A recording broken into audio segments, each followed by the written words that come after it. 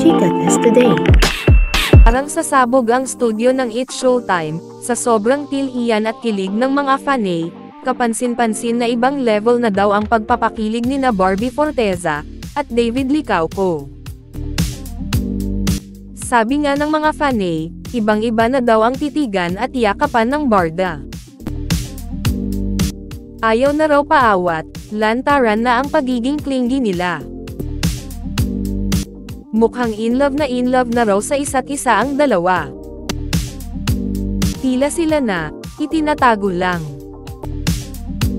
Maririnig ang audience na napatili, nang mag-nose to nose sina Barbie at David, tila komportable na sa nose to nose ang dalawa, iniisip tuloy ng mga fanay, baka raw nag-kiss na rin talaga ang mga ito, halata kasing wala nang ilangan sina Barbie at David.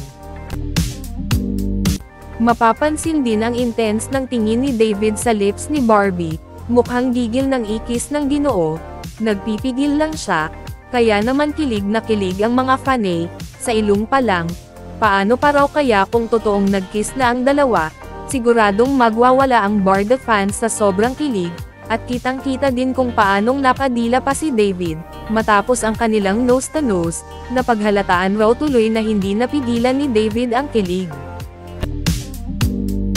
Sa ibang anggulo, huli sa kilos nila, very magjowa na daw ang galawan, na tila may sariling mundo ang dalawa, makikitang tila hindi kinaya ni David ang kilig, sa sobrang lapit ng mukha nila sa isa't isa, nauna palang napahawak ang aktor sa bewang ni Barbie, gumanti naman ang aktres, nang yakap sa leeg ng Ginoo, hanggang sa nagyakap silang dalawa.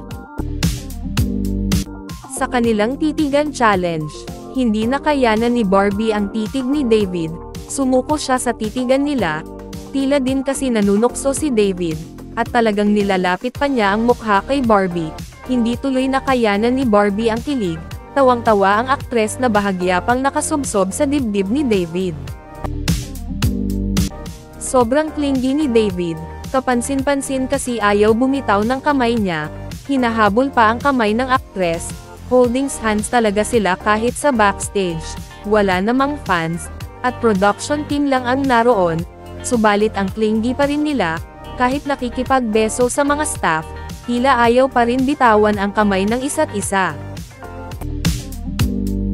Nang malambing na pinalapit ni Barbie si David, agad naman lumapit ang aktor, at makikitang napanguso pa ang Ginoo, mukhang nadala sa paghaplos ni Barbie sa mukha niya, nung may mga jowa pa sila pareho, hindi sila ganon ka-touchy sa isa't isa, malaking kaibahan kesa dati, ngayon ay sobrang sweet na talaga nila, huling-huli ang galawan ng barda.